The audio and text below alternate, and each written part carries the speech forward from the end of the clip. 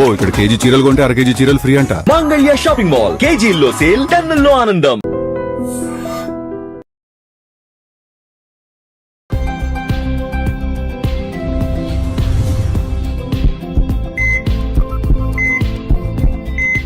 నమస్తే, welcome back to healthy conversations with I dream. నేను మీ Jhansi. So ఈరోజు మనతో ఒక స్పెషల్ గెస్ట్ ఉన్నారు, సృజన ప్రమోద్ గారు, హోమియోపతి జనరల్ ఫిజిషియన్, అలాగే ఫంక్షనల్ మెడిసిన్ స్పెషలిస్ట్, అలాగే ఇంటిగ్రేటివ్ ఆంకాలజిస్ట్ కూడా. సో మ్యామ్తో మాట్లాడి ఇప్పుడు క్రానిక్ డిసీజెస్ అంటారు, షుగర్ ఒకసారి వస్తే పోతుందా పోదా అని.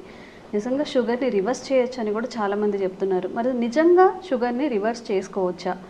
దీని మీద చాలా బిజినెస్ బయట నడుస్తుంది. ఒక సర్టిఫైడ్ డాక్టర్ని అడిగి ఈరోజు ఒక క్లారిటీ అయితే తెచ్చుకుందాం. నమస్తే అండి. నమస్తే అండి. సో షుగర్ అనేది 100లో 99%, 99 మెంబర్స్కి ఇప్పుడు ఉంది. కరోనా తర్వాత అంటే 99 ఎందుకు అంటున్నానంటే even 25, 23, 22 at the age of 22 కూడా ఇప్పుడు షుగర్ ఉన్న వాళ్ళు ఉన్నారు. వాళ్ళకి చాలామంది డిప్రెస్ అవుతున్న వాళ్ళు కూడా ఉన్నారు. లైక్ ఎంగేజ్లో ఉన్నవాళ్ళు, మ్యారీడ్ అవ్వని వాళ్ళు అయితే నాకు మ్యారేజ్ అవ్వదేమో, లైక్ షుగర్ వస్తే నరాల వీక్నెస్ వస్తుంది అంటారు, పిల్లలు పుట్టరు అంటుంటారు, చాలా డౌట్స్ ఉంటూ ఉంటాయి కదా. నిజంగా అలా జరుగుతుందా? షుగర్ ఉన్నప్పుడు ఎలాంటి డ్యామేజ్ అనేది మన బాడీకి జరుగుతుంది, అలాగే దీన్ని రివర్స్ చేసుకోవచ్చా? ఎస్, డయాబెటీస్ అనేది మీరు అన్నట్టు ముందు కంటే ఇప్పుడు చాలా ప్రివలెన్స్, అంటే it's very prevalent now. Before Covid, after Covid అని కూడా మనం మెన్షన్ చేయొచ్చు. ఆఫ్టర్ కోవిడ్ అన్ని chronic diseases, especially autoimmune disorders కూడా పెరిగాయి, అలానే డయాబెటీస్ కూడా పెరిగింది. అండ్ ఏజ్ లిమిట్ కూడా ఒకప్పుడు 50sలో 60sలో వచ్చే షుగర్ ఇప్పుడు వెరీ యంగ్ ఏజ్లో కూడా మనం షుగర్ని చూస్తున్నాం. ఒకటి కారణం ఏంటంటే కారణాలకు పోకముందు రివర్సల్ ఆఫ్ డయాబెటీస్, అంటే డయాబెటీస్ని మనం రివర్సల్ ట్రీట్మెంట్ కాదు, రివర్సల్ అంటే కంప్లీట్గా క్యూర్ చేయటం, అంటే వాళ్ళు నాన్ డయాబెటిక్గా మళ్ళీ అయిపోతారా అన్నది రియల్గా పాసిబుల్ అండి.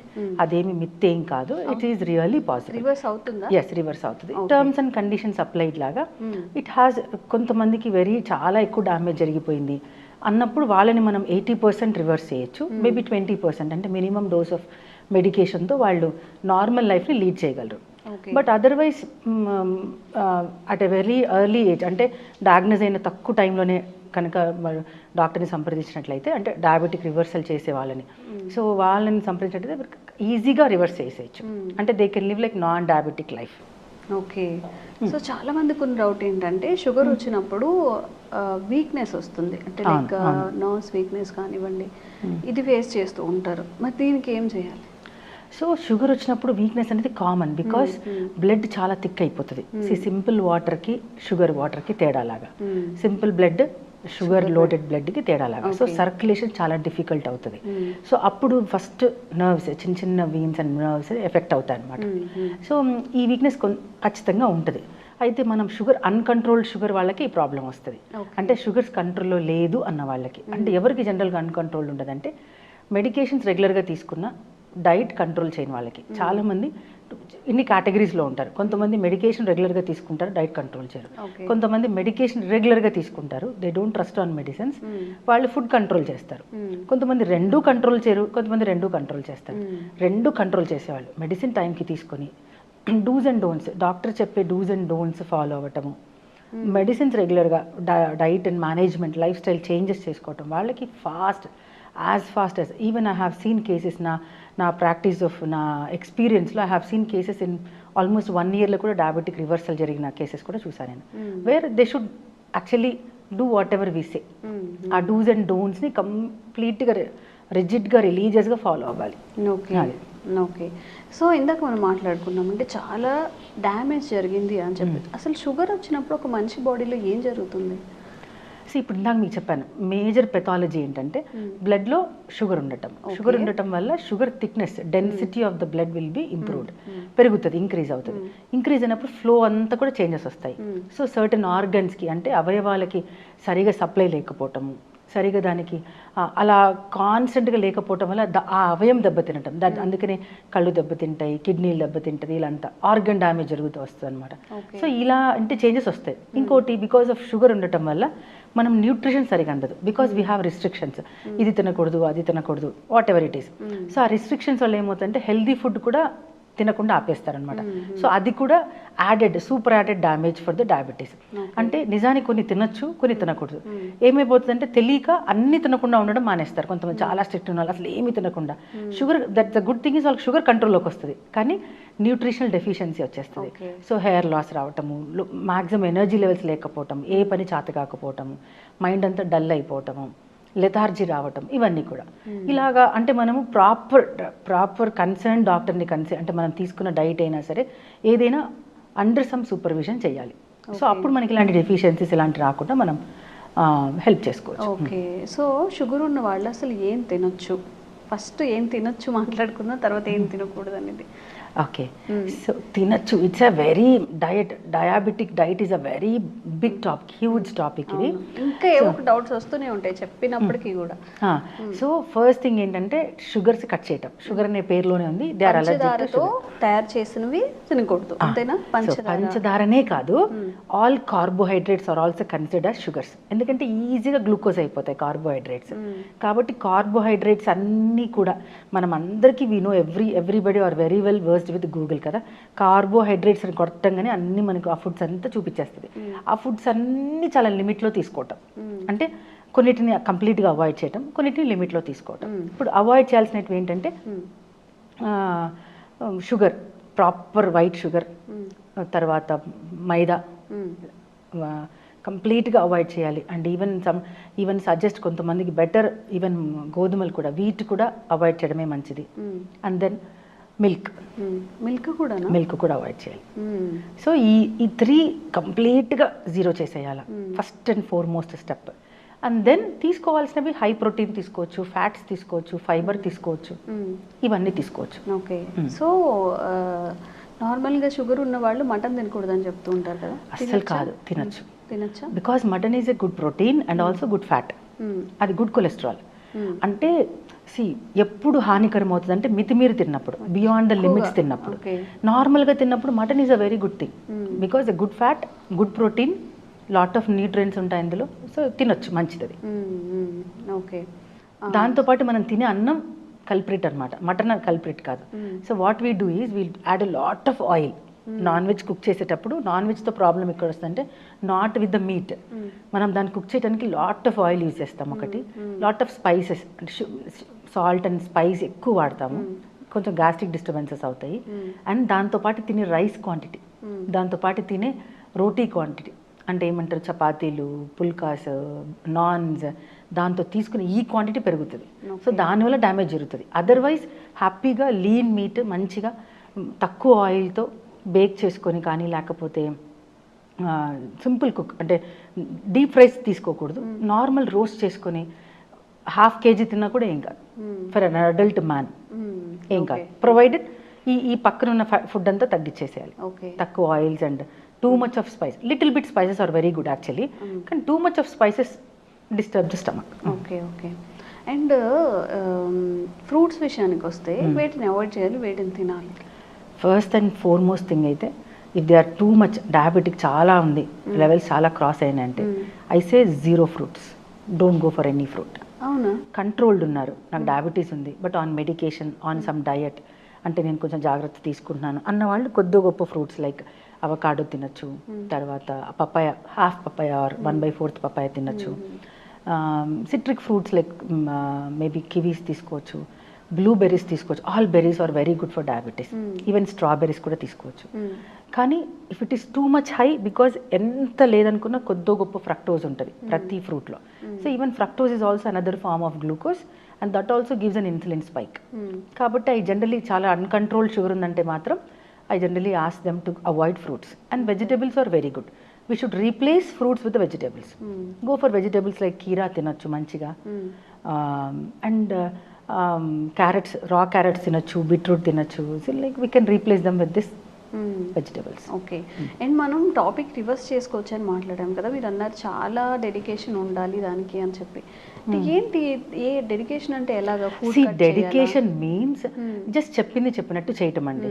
డెడికేషన్ అంటే if they are very serious, నేను నా డయాబెటీస్ని కంప్లీట్గా క్యూర్ చేసుకోవాలి, నా జీవితం అంతా నేను డయాబెటీస్తో బ్రతకూడదు, రోజు టాబ్లెట్లు వేసుకోకూడదు అని నిజంగా మనం ఫీల్ అవుతే then for them reversal of diabetes is a very good thing.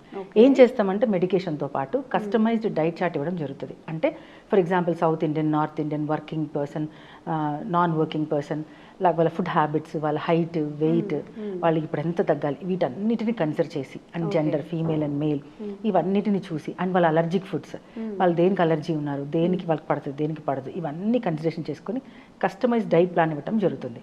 ఆ డైట్ ప్లాన్ ఏంటంటే వీ డోంట్ గివ్ లైక్ ఏదో ఎగ్జాటిక్ ఫుడ్స్ని మనం వాడమని ఏం చెప్పను నేను. అంటే లైక్ మనకు దొరకనివి, రేర్గా దొరికేవి, వెరీ కాస్ట్లీ అవేమి ఉండదు. మనం రెగ్యులర్గా వాడే ఫుడ్స్లోనే కొన్ని ఎక్కువ తినాలి, కొన్ని తక్కువ తినాలి. ఎంత క్వాంటిటీ అండ్ క్వాలిటీ ఎలా తీసుకోవాలి అనేసి మనం డిజైన్ చేస్తామన్నమాట. చేస్తూ మెడికేషన్ ఇస్తాం వాళ్ళకి. అండ్ మెడికేషన్తో పాటు వాళ్ళు ఏదైతే డెఫిషియన్సీస్ ఉన్నాయో, జనరల్గా డయాబెటీస్ వాళ్ళకి కాల్షియం డెఫిషియన్సీస్ వస్తుంది, మెగ్నీషియం డెఫిషియన్సీ ఉంటుంది, అండ్ వైటమిన్ D3 డెఫిషియన్సీ ఉంటుంది. సో ఇవన్నిటిని, ఆ డెఫిషియన్సీని కూడా మనం న్యూట్రాసిటికల్ సపోర్ట్ తీసుకొని వాటిని కరెక్ట్ చేస్తూ వస్తాం. ఓకే. అండ్ ఇప్పుడు రివర్స్ చేసుకోవాలి అన్నప్పుడు, ఇప్పుడు ఒకవేళ షుగర్ వచ్చి ఒక 5 years అయింది అనుకోండి, 10 years అయింది, అంటే ఎంత కాలం గడిస్తే దాన్ని అట్లా రివర్స్ చేసుకోవడానికి? No, it's not about time, of course time, కానీ వాళ్ళ పెథాలజీ, అంటే డయాబెటిక్ పెథాలజీ ఎంత ఉంది అన్న దాన్ని బట్టి కూడా మనకు రివర్స్ చేయగలమా లేదా చెప్పగలము. 10 years అయిన వాళ్ళు కూడా రివర్స్ చేసుకోవచ్చు if they are very normal. వాళ్ళ పెథాలజీ అంత లేదనుకున్నప్పుడు హ్యాపీగా రివర్స్ చేసుకోవచ్చు. సి హై పెథాలజీలో కూడా రివర్సల్ పాసిబిలిటీనే, provided the patient should be very strict with the dos and don'ts, అట్లా అనమాట. సో మ్యామ్, అయితే ఇప్పటి వరకు మీరు ఫేస్ చేసిన, అంటే మీరు డీల్ చేసిన పేషెంట్స్లో ఎవరికైనా ఇట్లా రివర్స్ అయిందా డయాబెటీస్ అనేది? ఎస్, చాలా మందికి అయిందండి. Nothing to worry. అదే చెప్పాను కదా, it's all about how religious you are అని.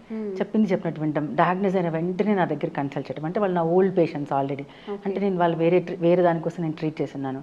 వన్స్ వాళ్ళకి డయాబెటీస్ డయాగ్నోస్ అవ్వగానే they have call me, they have consulted me, then I have treated them very చాలా. అంటే see let me explain one case to you. అంటే fastest case మీకు ఒకటి explain చేస్తాను. See one patient, my old patient, he suffered with sinusitis. So regular చెకప్లో, is an software engineer, regular చెకప్లో 6 months ఒకసారి వాళ్ళకు ఆఫీస్లో చెకప్లో he was diagnose as diabetes. సడన్గా ఫస్ట్ టైం అయినా కూడా కొంచెం హై లెవెల్స్ అయినా, ఆల్మోస్ట్ లైక్ 290s దగ్గర ఉన్నాయి. అండ్ సో వాళ్ళు రెగ్యులర్గా immediately he call me, madam నేను డయాబెటీస్తో డయాగ్నోస్ అయ్యాను, is there anything that I can do, because he trust me. అంతకుముందు తన సైనసైటిస్లో he suffered a lot and he trust me. So then అప్పటికి, అంటే అంతకుముందు 6 months ముందు రిపోర్ట్లో he don't have any diabetes, ఇప్పుడు రిపోర్ట్లో డయాబెటీస్ ఉంది. So he's diabetic age is 6 months and provided ఈ రేషియోలో ఇది వాళ్ళ బ్లడ్ రిపోర్ట్స్ ఇలా ఉన్నాయి. Then I have asked, see it's all about the how better we take the case. వాళ్ళ డీటెయిల్స్ అన్ని తీసుకుంటాం అనమాట మనం. ఏం జరిగింది 6 monthsలో, అంటే వాళ్ళ ఫుడ్, తర్వాత వాళ్ళ స్లీపింగ్ టైం, వాళ్ళ వర్క్ ప్యాటర్న్స్, తర్వాత ఇవన్నీ కన్సిడర్ చేస్తే ఏం జరిగిందంటే ఆ 6 monthsలో హిజ్ వైఫ్ డెలివరీ కోసం వాళ్ళ ఇంటికి వెళ్ళిపోయింది. So he's alone at his place. He works in Gurgaon actually. So he works అక్కడ నుంచి ఒక్కడే ఉన్నాడు అనమాట. సో ఆబ్వియస్గా వైఫ్ లేదు కాబట్టి he was eating, binge eating అనమాట. అంటే very rarely he use to cook food at home. Maximum sandwiches అని, సమ్ పాప్కార్న్స్ అని, చికెన్ బిర్యానీస్ అని, అట్లా. అందులో లేట్ నైట్స్ నిద్రపోవటం, నెట్ఫ్లిక్స్ పెట్టేసుకొని మార్నింగ్ అంతా వర్క్ చేయడం, లేట్ నైట్స్ నిద్రపోయేవాడు. సో ఇది అన్న లైఫ్ స్టైల్లో changes. So now he ended up, because వాళ్ళ పేరెంట్స్కి ఇద్దరికి డయాబెటీస్ ఉంది. He has that strong familial tendency also. So this was his case పర్టికులర్గా. So how I reverse his diabetes. So డయాబెటీస్లో, so I have taken the reports. First ఎక్కడెక్కడ correction జరిగాము ఆ medicine ఇచ్చేసాను. అండ్ దెన్ నెక్స్ట్ చేంజెస్ వచ్చేసి food correction చేశాము. అంటే ఎలా తినాలి, అంతకుముందులాగా తినకూడదు, నార్మల్ ప్రాపర్ హోమ్ ఫుడ్ తినాలి, అండ్ ఎలా క్యాలరీస్ తీసుకోవాలి, డైట్ చార్ట్ ఇవ్వడం జరిగింది. And then sleep correction. So అసలు నైట్ టైమ్స్ ఇప్పుడు నేను చెప్పిన తర్వాత ఫస్ట్ 3 months కూడా he didn't had proper sleep. ఎందుకు, because he is use to have watching Netflix చూడటం, లేట్ నైట్ నిద్రపోవడం అలవాటు అయిపోయింది. Then I have given him a sleep hormone just to correct it, because it is sleeping tablet కాదు. Sleeping tablet అంటే sleeping tablet వేరు, that's a different part. It's in allopathic pharmacy, like where we get forced sleep వచ్చేస్తుంది మనకు. But we have a molecule, it's a sleeping hormone molecule ఉంటుంది, melatonin అని. So I have given him a melatonin, a minimum dose of melatonin for certain duration of time. అంతే. ఈ medicines, life style changes, sleep changes. Night sleep important, ఎందుకంటే night sleep is very healing. అంటే మనిషిని చాలా heal చేస్తుంది night sleep. So అలా చేశాం. So then after 8 months he's up without diabetes.